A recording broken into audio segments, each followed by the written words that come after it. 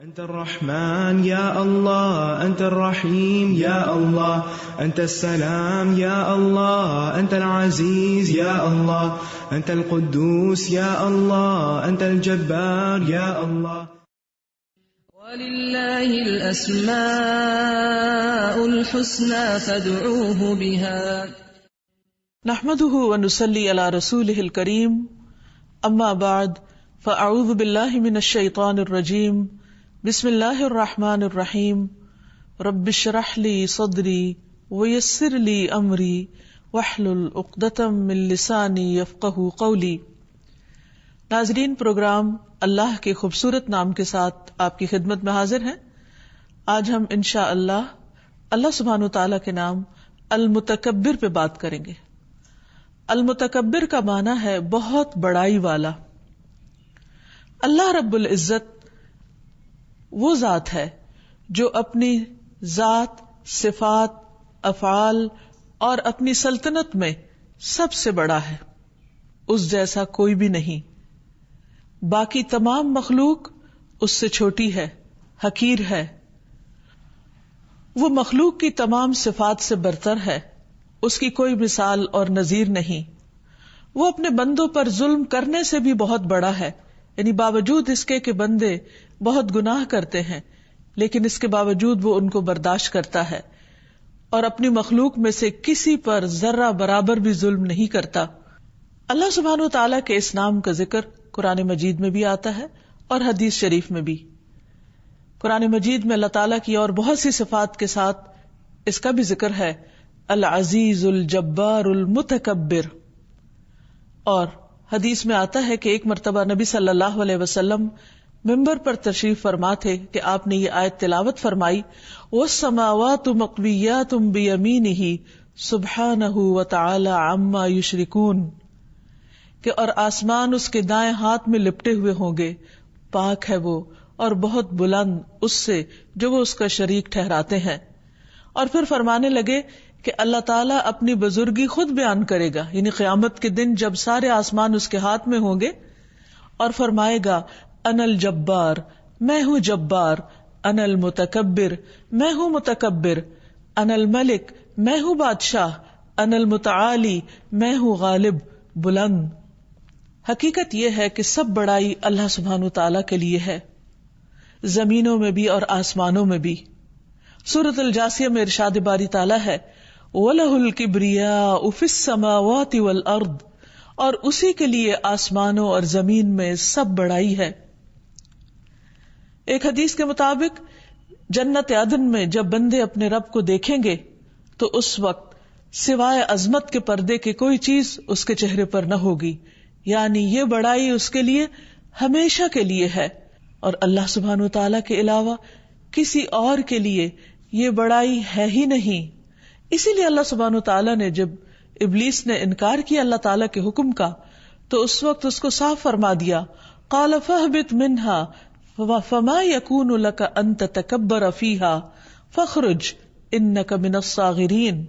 فرمایا یہاں سے اتر جا، کیونکہ تیرے لیے یہ نہ ہوگا کہ تو اس میں تکبر کرے، یعنی اللہ سبحانہ تعالیٰ کا حکم نہ مانے اور اپنی مرضی کرے، سو نکل جا، یقیناً تو ذلیل ہونے والوں میں سے ہے. رسول اللہ صلی اللہ علیہ وسلم اللہ سبحانہ تعالیٰ کی اس بڑائی کا اظہار اپنے رکوع اور سجدوں میں کیا کرتے تھے اور یہ دعا کثرت سے مانگتے تھے، سبحان ذی الجبروت والملکوت والکبریاء والعظمہ. تمام پاکی اللہ کے لیے ہے جو طاقت اور سلطنت والا ہے، جو کبریائی اور عظمت والا ہے. یعنی انتہائی بندگی کے مقام پر رکوع اور سجدے کی حالت میں رسول اللہ صلی اللہ علیہ وسلم اللہ تعالیٰ کی اس بڑائی کا اقرار کیا کرتے تھے. ہمیں بھی چاہیے کہ ہم بھی حقیقی معنوں میں اللہ سبحانہ تعالیٰ کی عظمت اور بڑائی کو محسوس کریں. پھر یہ ہے کہ اللہ سبحانہ تعالیٰ کی بڑائی کا معنی یہ بھی ہے کہ اللہ تعالیٰ اپنے کمتر ہونے کی نفی فرماتا ہے. اگر ہم اللہ سبحانہ تعالیٰ کی بڑائی کو محسوس کرنا چاہیں تو اس کی کائنات میں غور و فکر کریں. اس نے جو کچھ بنایا ہے، خواہ آسمانوں میں ہو یا زمین میں، اس کی نشانیاں ہر طرف بکھری ہوئی ہیں. ان میں سے کوئی چیز بھی ایسی نہیں کہ جس کا مقابلہ انسان کر سکے، کوئی انسانی دماغ کر سکے. خاص ساری دنیا کے لوگ مل کر بھی، اکٹھے ہو کر بھی اس کی تخلیق کی طرح کوئی چیز تخلیق کرنا چاہیں تو وہ ان کے بس میں نہیں. یہیں سے انسان کا کمتر ہونا اور رب کا بڑا ہونا ثابت ہوتا ہے. اسی لیے اللہ سبحانہ وتعالی نے مخلوق کے لیے اس صفت کو پسند نہیں کیا. یعنی کبریائی، بڑائی اور عظمت کی صفت صرف اور صرف اللہ سبحانہ وتعالی کے لیے ہے، اور بندوں میں سے جو بھی بڑا بننا چاہتا ہے اللہ سبحانہ وتعالی اس سے سخت ناراض ہوتا ہے. اسی لیے ایک حدیث کے مطابق کوئی شخص ایسا جنت میں جا بھی نہ سکے گا جس کے دل میں ایک رائی کے دانے برابر بھی تکبر ہوگا، یعنی جو اپنے اندر کسی بھی طرح اپنے آپ کو بڑا سمجھے. بندہ ہونے کی حیثیت سے ہم پر لازم ہے کہ ہم اللہ سبحانہ وتعالی سے اس نام کے واسطے سے دعا کریں اور اس کی بڑائی کو تسلیم کریں، اور اپنی ہر ضرورت اور اپنی ہر حاجت میں اللہ تعالیٰ کو پکارتے رہیں اس کی بڑائی کو تسلیم کرتے ہوئے، کیونکہ اس سے نہ مانگنا تکبر کی علامت ہے. قرآن مجید میں اللہ تعالیٰ فرماتے ہیں وَقَالَ رَبُّكُمُ ادْعُونِي أَسْتَجِبْ لَكُمْ إِنَّ الَّذِينَ يَسْتَكْبِرُونَ عَنْ عِبَادَتِي سَيَدْخُلُونَ جَهَنَّمَ دَاخِرِينَ. اور تمہارے رب نے فرمایا کہ مجھے پکارو، مجھ سے مانگو، میں تمہاری دعا قبول کروں گا. بے شک وہ لوگ جو میری عبادت سے تکبر کرتے ہیں ان قریب ذلیل ہو کر جہنم میں داخل ہوں گے. اس لیے انسان کو ہمیشہ اللہ سبحانہ وتعالیٰ کے سامنے جھکتے رہنا چاہیے، اپنی عاجزی اور مسکنت کا اظہار کرتے رہنا چاہیے، اپنی حاجتیں اسی کے سامنے رکھنی چاہیے، اور اپنی زبان سے بھی اس کی بڑائی کا اظہار کرنا چاہیے. حضرت سعد سے روایت ہے کہ ایک بدو نبی صلی اللہ علیہ وسلم کی خدمت میں حاضر ہوا. اس نے عرض کیا کہ مجھے ایسا کلام سکھائیں جسے میں پڑھتا رہوں. آپ نے فرمایا یوں کہو لا الہ الا اللہ وحدہ لا شریک لہ اللہ اکبر کبیرا والحمد للہ کثیرا وسبحان اللہ رب العالمین لا حول ولا قوۃ الا باللہ العزیز الحکیم. اس نے عرض کیا کہ یہ سارے کلمات تو میرے رب کے لیے ہیں، میرے لیے کیا ہے؟ آپ نے فرمایا یوں کہو اللہم اغفر لی وارحمنی واہدنی وارزقنی، اے اللہ مجھے معاف کر دے، مجھ پر رحم فرما، مجھے ہدایت دے اور مجھے رزق عطا فرما. اور اگر دیکھا جائے تو ان کلمات میں جن کو آپ صلی اللہ علیہ وسلم نے اس بدو کو سکھایا، اس میں اللہ سبحانہ وتعالیٰ کی بڑائی کا ہی ذکر ہے. لا الہ الا اللہ وحدہ لا شریک لہ اللہ اکبر کبیرہ، یعنی صرف اللہ اکبر نہیں بلکہ اللہ اکبر کبیرہ، تاکید کے لیے کہ اللہ بڑا ہے، بہت ہی بڑا.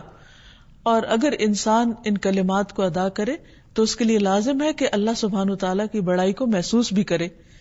جب انسان اس بات پر ایمان لے آتا ہے کہ سب بڑائی اللہ ہی کے لیے ہے تو وہ تکبر سے بچنے کی کوشش کرتا ہے.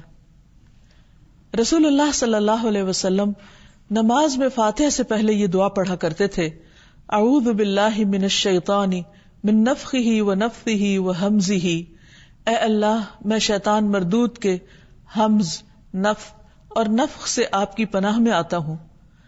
نفخ سے مراد شعر ہے، اور نفخ سے مراد تکبر ہے، اور ہمز سے مراد موت ہے. یعنی انسان اپنی نمازوں میں اور اس کے علاوہ بھی شیطان کے تکبر ڈالنے سے اپنے آپ کو اللہ کی پناہ میں دے، کیونکہ شیطان نے خود تکبر کیا اور وہ چاہتا ہے کہ انسان کے اندر بھی یہ خرابی پیدا ہو تاکہ وہ اللہ سبحانہ وتعالیٰ سے دور ہو جائے. انسان کو اس بات سے بھی بچنا چاہیے کہ اپنی نگاہوں میں خود بڑا بنے، یعنی اپنے آپ کو بڑا سمجھے.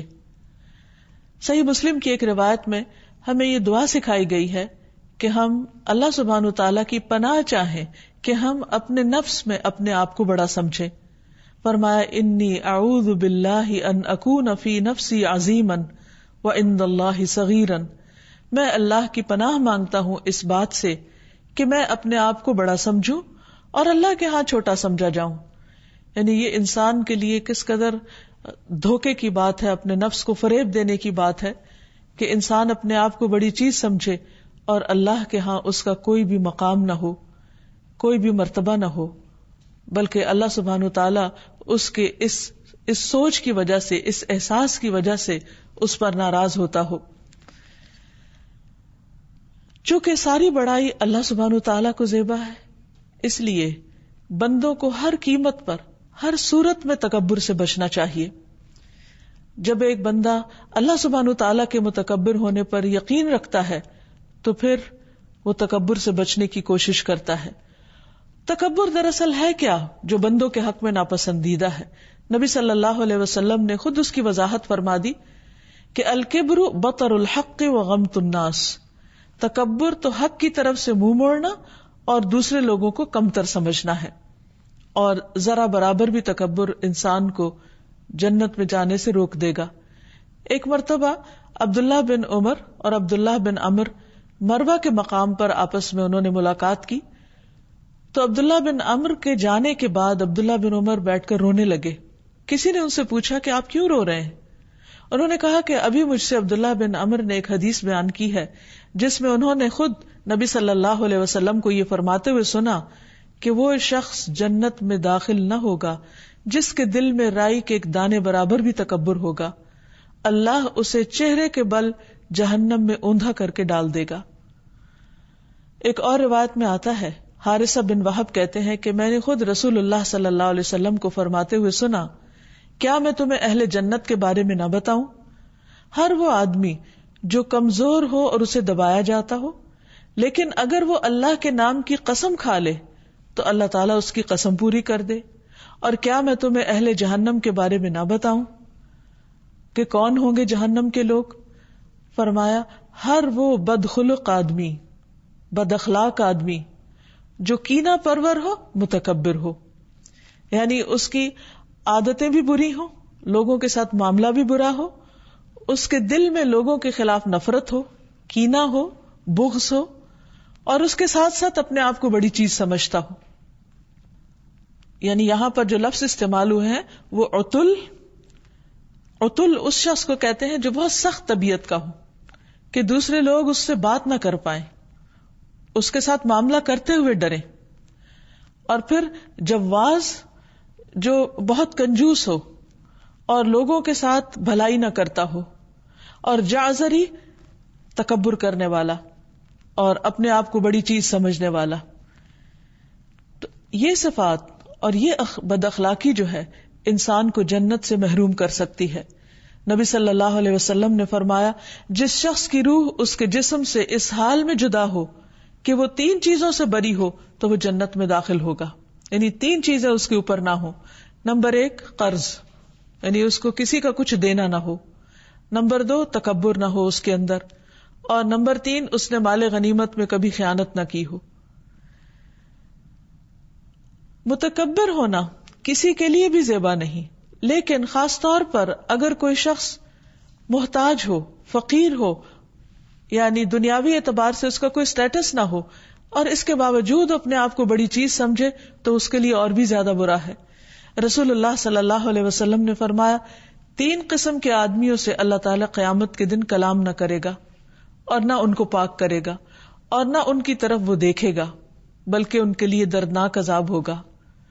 نمبر 1 بوڑھا زانی، نمبر 2 جھوٹا حکمران، اور نمبر 3 تکبر کرنے والا فقیر. یعنی کچھ ہے نہیں لیکن اس کے باوجود اس کی اکڑ کہیں نہیں جاتی. اسی طرح ایک آدمی رسول اللہ صلی اللہ علیہ وسلم کے پاس بیٹھا ہوا بائیں ہاتھ سے کھا رہا تھا، تو آپ نے اس سے فرمایا کہ کل بھی یمینک، دائیں ہاتھ سے کھاؤ. تو اس نے کہا لستطعت، مجھ میں استطاعت نہیں، میں ایسا نہیں کر سکتا. تو آپ نے فرمایا تم کبھی نہ کر سکو گے، یعنی اگر تم میری بات کو مان نہیں رہے اور اس کو قبول نہیں کر رہے تو پھر تم کر بھی نہیں سکو گے.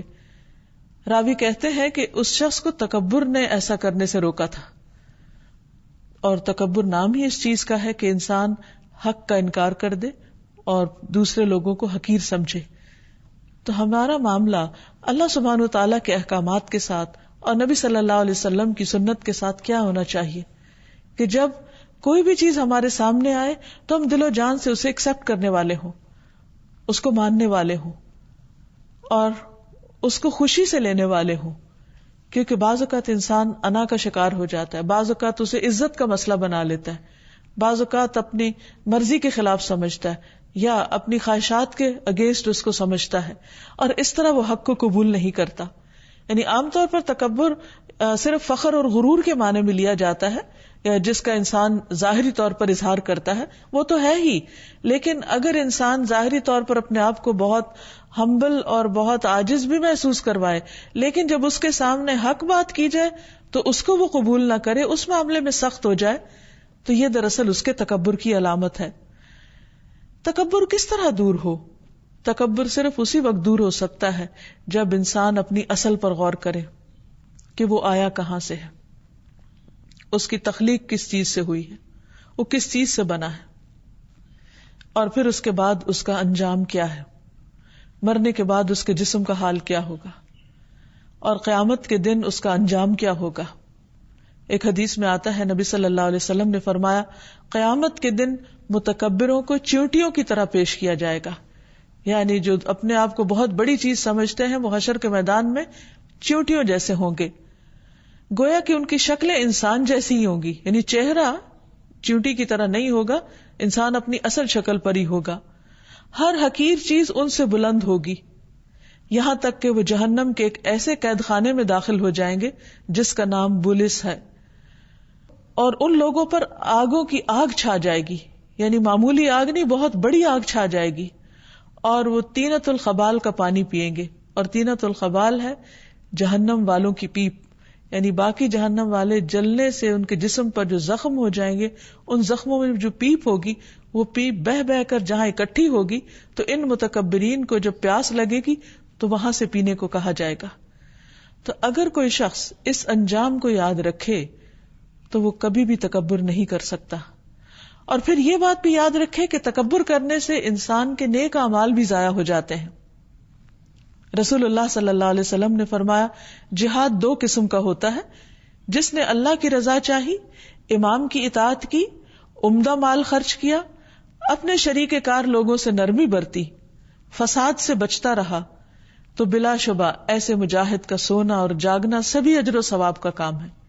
یعنی جو لوگ اللہ کی راہ میں نکلیں ان کے سامنے اللہ ہی کی رضا ہو، اور جس لیڈر کے ساتھ وہ نکلے اس کی بات بھی مانے، اور اللہ کے راستے میں جب مال خرچ کریں تو بہترین حصہ خرچ کریں، اور جو اس کے آس پاس اور لوگ ہوں، اس کے ساتھی ہوں، شریک کار ہوں، ان کے ساتھ نرمی کا برتاؤ کریں اور فتنے فساد سے بچیں. تو ایسا شخص جب اللہ کی راہ میں نکلتا اور جب تک واپس آتا ہے اس کا سونا، کھانا، پینا، چلنا پھرنا، ہر چیز اجر و ثواب کا باعث بنتی ہے.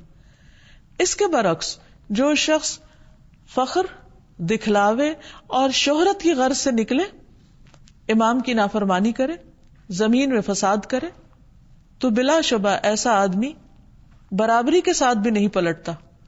یعنی گناہ سے بچ کے آنا اس کا مشکل ہے، اور اس کے لیے اجر میں سے کچھ بھی نہیں. یعنی خواہ وہ اس راستے میں تھکے اور تکلیفیں اٹھائے اور بڑے بڑے کارنامے سر انجام دے، لیکن جب وہ پلٹے گا تو خالی ہاتھ ہوگا، کیونکہ اس نے وہ ریکوائرمنٹ پوری نہیں کی جو اللہ کے راستے میں نکلنے کی ہے. اس کے اندر وہ اخلاق نہیں، وہ طور طریقے نہیں، وہ مینرز نہیں کہ جو اللہ سبحانہ وتعالیٰ کو پسند ہے اور جو بندوں کے لیے بھی خیر و بھلائی کا باعث ہے. تکبر اس لیے بھی برا ہے کہ انسان دوسرے کے لیے اذیت کا باعث بن جاتا ہے. ایسا شخص جو ہر وقت خود کو بڑی چیز سمجھے اور دوسروں کو حقیر سمجھے، اس کے آس پاس کے لوگ اپنا کانفیڈنس لوز کر جاتے ہیں، اس کے آس پاس کے لوگ اس سے انکمفرٹیبل ہو جاتے ہیں، اس کے آس پاس کے لوگوں کے لیے زندگی دوبھر ہو کر رہ جاتی ہے. اس لیے انسان کو انسانوں کے ساتھ اچھے اخلاق کے ساتھ، اچھے معاملات کے ساتھ رہنا بہت ضروری ہے، اور یہ اسی صورت میں ہو سکتا ہے جب انسان اپنے دل کی بڑائی کو ختم کرے اور ساری بڑائی صرف اور صرف اللہ سبحانہ وتعالیٰ ہی کے لیے مانے. یہ بھی یاد رہے کہ تکبر کفر کا ایک رکن ہے.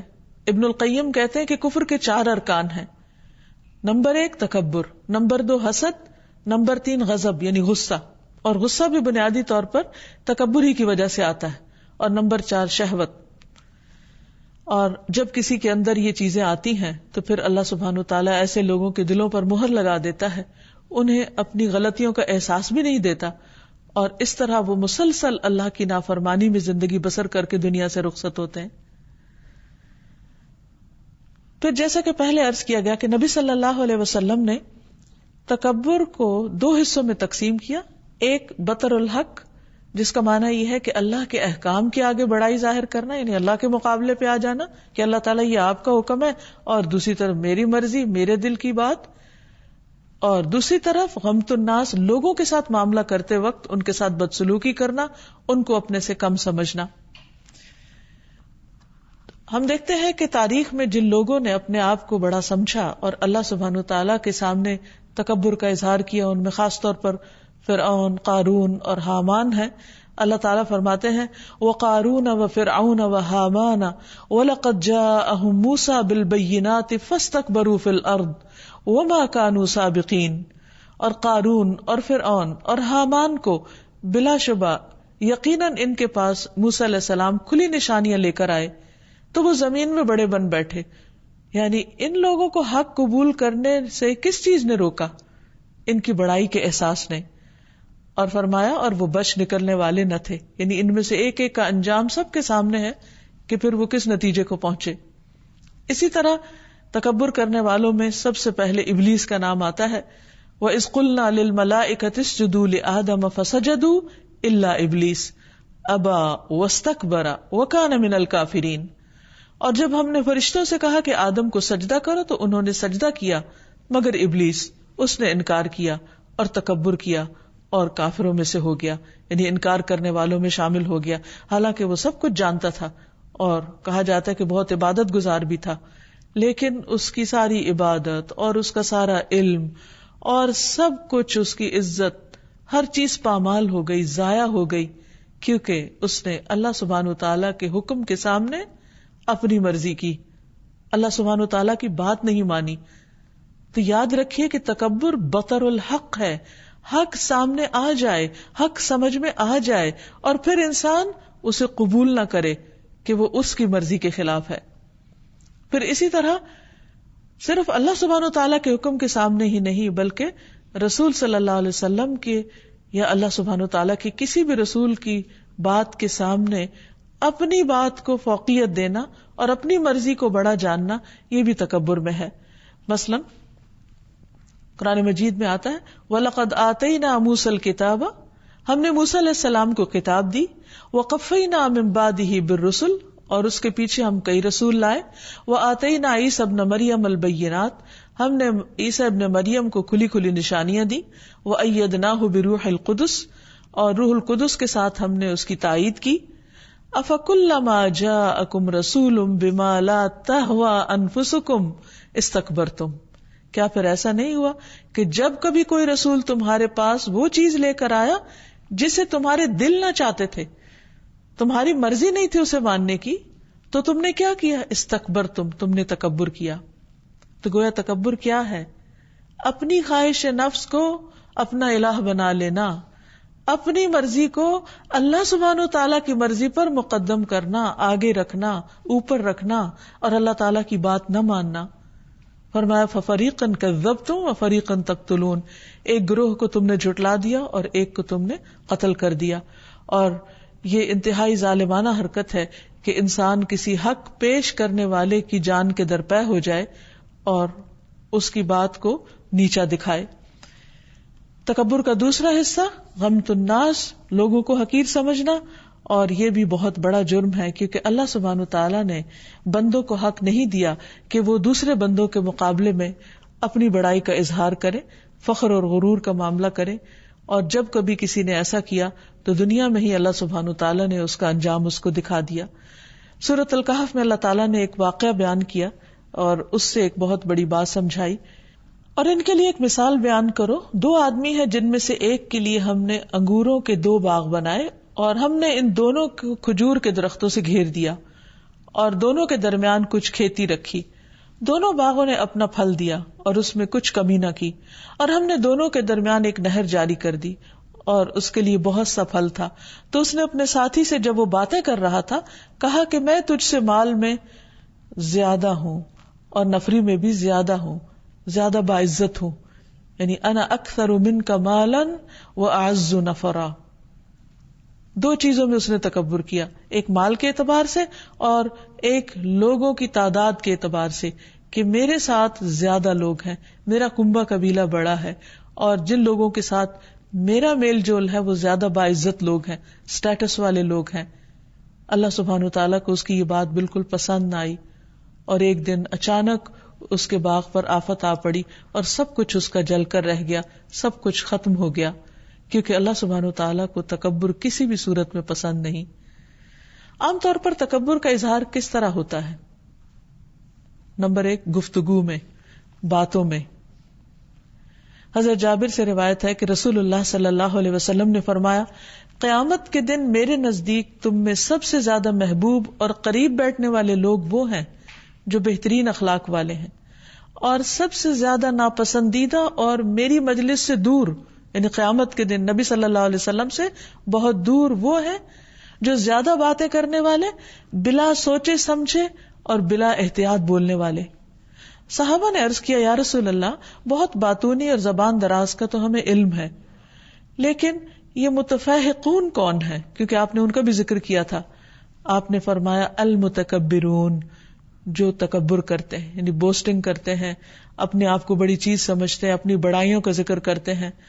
اور عام طور پر آپ نے دیکھا ہوگا کہ جب لوگ زیادہ اپنی باتیں کریں، میں، میرا خیال ہے، مجھے، آئی، می، مائی، یعنی ان سیلف سینٹرڈ ہوں، ان کی ساری باتیں اور ان کی ساری چیزیں صرف ان کی اپنی ہی ذات کے ارد گرد گھومتی ہوں، تو یہ چیز بھی تکبر میں شامل ہو جاتی ہے. کیونکہ انسان کو صرف اپنی ہی فکر نہیں ہونی چاہیے، اسے دوسروں کی بھی خیر خواہی کرنی چاہیے، دوسروں کی بات بھی سننی چاہیے، اور دوسروں کے نقطہ نظر کو بھی سمجھنے کی کوشش کرنی چاہیے. اسی طرح تکبر کا اظہار چال میں بھی ہوتا ہے. قرآن مجید میں اللہ کے پیارے بندوں کی جو صفت بیان کی گئی ہے وہ یہ ہے کہ وہ زمین میں بہت آہستگی سے چلتے ہیں، عاجزی کے ساتھ چلتے ہیں. ابو ہریرہ سے روایت ہے کہ رسول اللہ صلی اللہ علیہ وسلم نے فرمایا، ایک شخص 2 چادریں پہن کر اکڑ کے چل رہا تھا، تو اللہ سبحانہ وتعالیٰ کو اس کی یہ چال پسند نہیں آئی، اور وہ اپنے جی میں اترا بھی رہا تھا کہ ہے کوئی جو مجھ سا ہو اور سامنے آئے میرے، یعنی میرے جیسا کوئی بھی نہیں، میں سب سے بلند ہوں، سب سے اچھا ہوں. تو اللہ تعالیٰ نے اسے زمین میں دھنسا دیا اور وہ قیامت تک مسلسل دھنستا چلا جائے گا. یعنی اللہ سبحانہ وتعالیٰ کو تکبر کسی صورت پسند نہیں.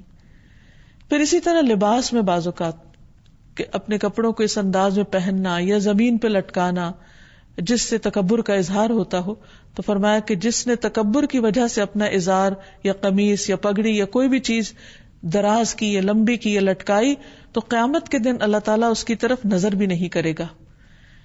پھر اسی طرح کھانے پینے میں بعض اوقات تکبر کا اظہار ہوتا ہے جس میں اسراف اور دکھاوا اور نمود و نمائش شامل ہو جاتی.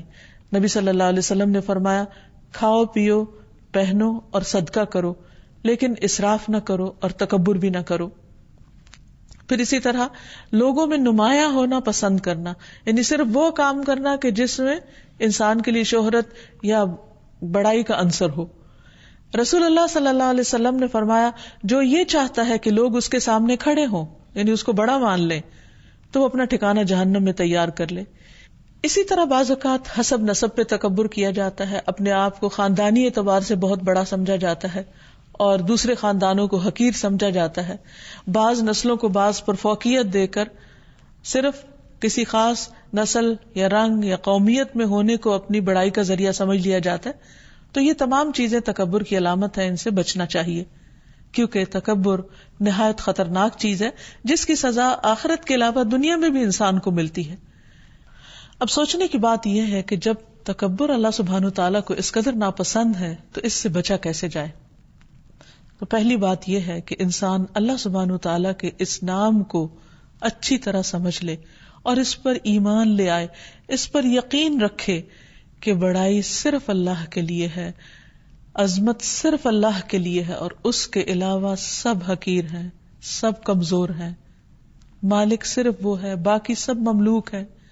وہ خالق ہے، باقی سب مخلوق ہیں. وہ رب ہے اور باقی سب اس کے بندے ہیں.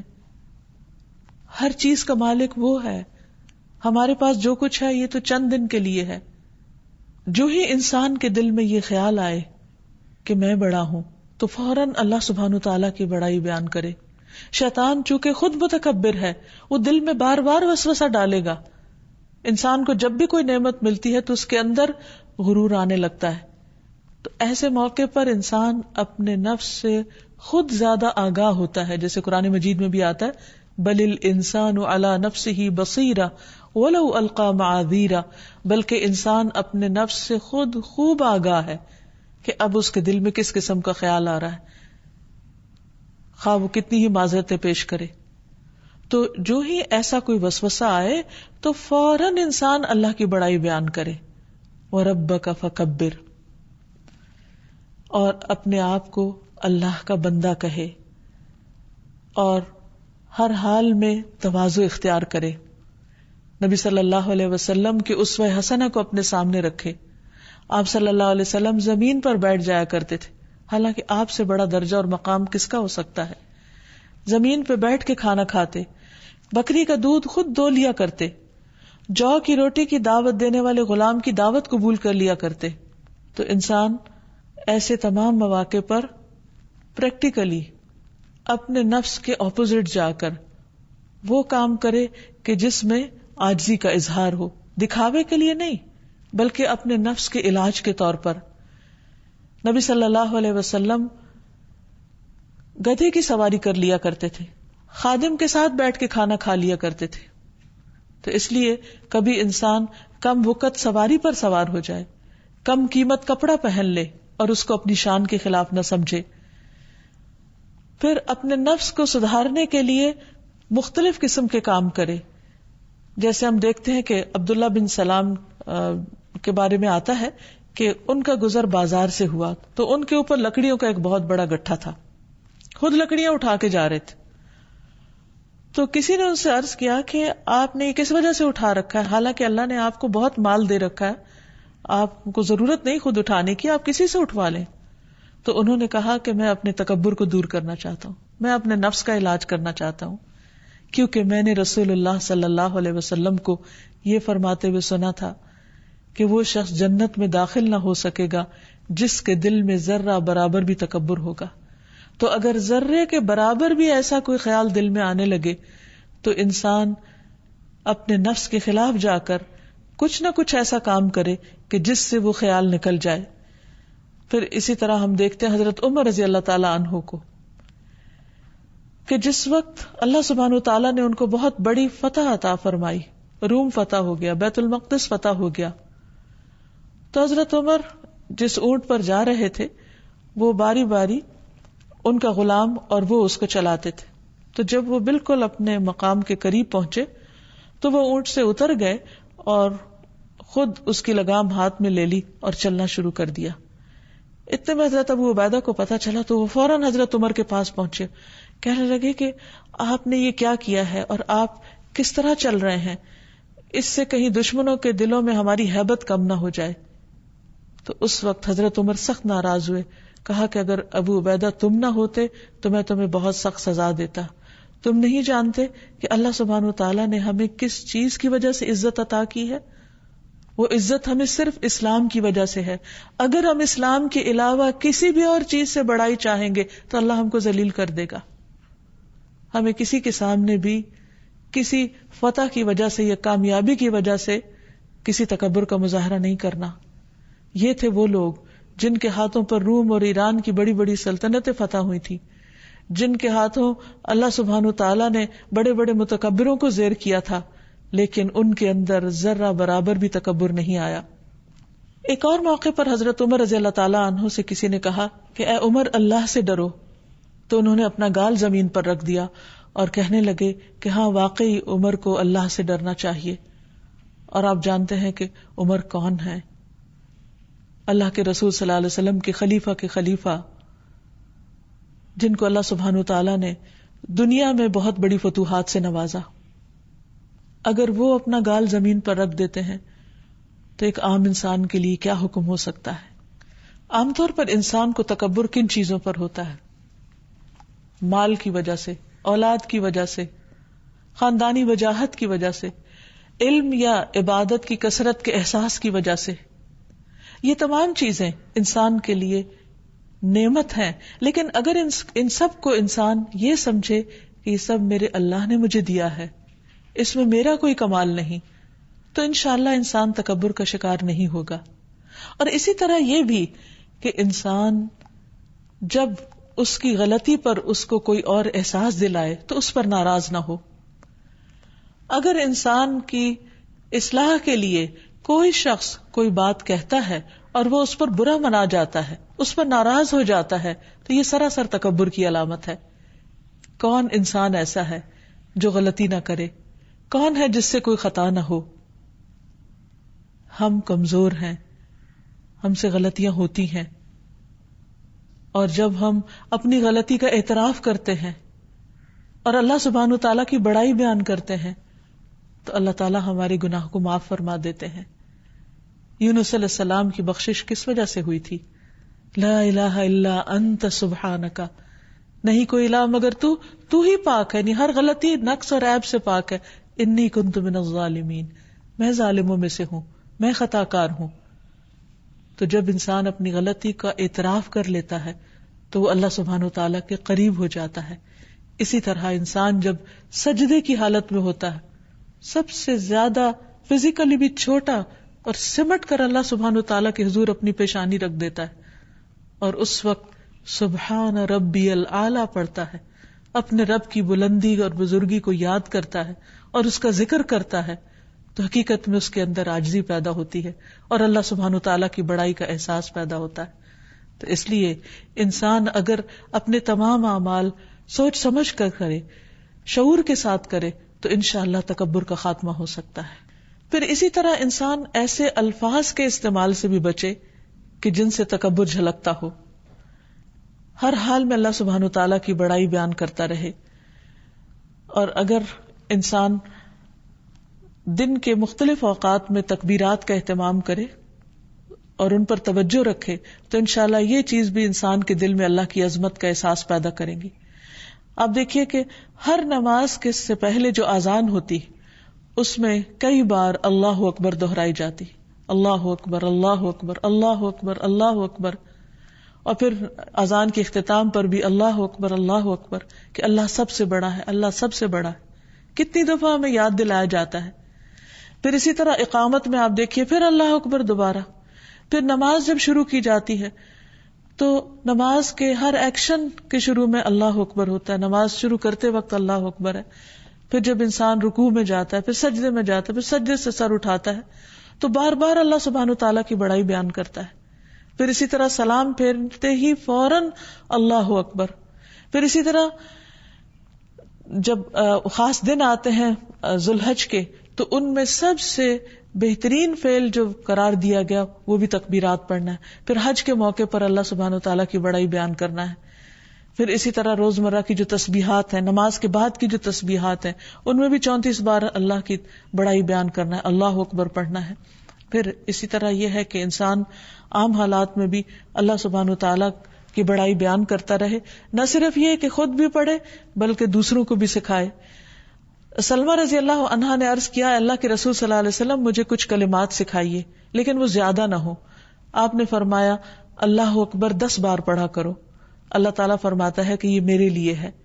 اور جو شخص 100 دفعہ اللہ اکبر پڑھتا ہے تو ام ہانی کہتی ہیں کہ میں نے رسول اللہ صلی اللہ علیہ وسلم سے عرض کیا، اللہ کے رسول صلی اللہ علیہ وسلم مجھے کوئی عمل بتائیے کیونکہ میں بوڑھی اور کمزور ہو گئی ہوں اور میرا بدن بھاری ہو گیا، یعنی میں کوئی بہت چل پھر کے اور بہت زیادہ اور عبادت کے کام نہیں کر سکتی، لیکن کوئی آسان سی چیز بتا دیجئے. آپ نے فرمایا 100 بار اللہ اکبر کہو، 100 بار الحمدللہ کہو، 100 بار سبحان اللہ کہو. یہ سب یعنی اتنا ذکر جو ہے، فرمایا یہ لگام کاٹھی سمیت 100 گھوڑے اللہ کی راہ میں دینے سے بہتر ہے. اتنا زیادہ اس کا اجر و ثواب ہے. 100 اونٹ صدقہ کرنے سے بہتر ہے اور 100 غلام آزاد کرنے سے بہتر ہے. تو یہ تکبیرات کو معمولی نہیں ہے، دیکھنے میں چند کلمات ہیں، لیکن اگر انسان ان کو اللہ سبحانہ وتعالیٰ کی بڑائی کے احساس کے ساتھ ادا کرتا ہے کہ اللہ ہی سب سے بڑا ہے، اللہ ہی سب سے بڑا ہے. اور پھر نبی صلی اللہ علیہ وسلم ہر بلندی کے مقام پر جاتے ہوئے اللہ اکبر پڑھا کرتے تھے کہ انسان جب دوسروں کے مقابلے میں اونچا جانے لگتا ہے تو فزیکلی بھی اس وقت اگر وہ دیکھتا ہے کہ وہ سب سے اوپر چلا گیا تو بھی اللہ کی بڑائی بیان کرتا رہے. اسی لیے جیسے سیڑھیاں ہم چڑھتے ہیں تو ہر قدم اوپر جاتے ہوئے اللہ اکبر پڑھنا چاہیے، تاکہ کسی بھی موقع پر ہمارے دل میں اپنی بڑائی کا احساس یا خیال نہ آئے. اور اللہ سبحانہ وتعالی ہی کی بڑائی ہمیشہ ہمیشہ ہمارے دل پر بھی ہو اور زبان پر بھی ہو، کیونکہ اللہ سبحانہ وتعالی کی بڑائی بیان کرنے سے اعمال قبول ہوتے ہیں، اور دل میں اپنی بڑائی کا خیال آنے سے اعمال ضائع ہو جاتے ہیں۔ اللہ تعالی ہمیں اس کی توفیق عطا فرمائے کہ ہم واقعی اس کے اس نام کو سمجھ کر اس کی عظمت کا احساس دل میں پیدا کریں، اور جب بھی اللہ اکبر کہیں تو واقعی ہمارے دل اور روح کی آواز بھی یہی پکارے کہ اللہ سب سے بڑا ہے، اللہ سب سے بڑا ہے۔ وآخر دعوانا ان الحمد للہ رب العالمین۔ أنت القاهر يا الله، أنت الحسيب يا الله، أنت الشافي يا الله، أنت المبين يا الله، أنت الوكيل يا الله، أنت القيوم يا الله، أنت المتين يا الله، أنت السبوح يا الله، لا إله إلا الله محمد رسول الله، لا إله إلا الله محمد رسول الله۔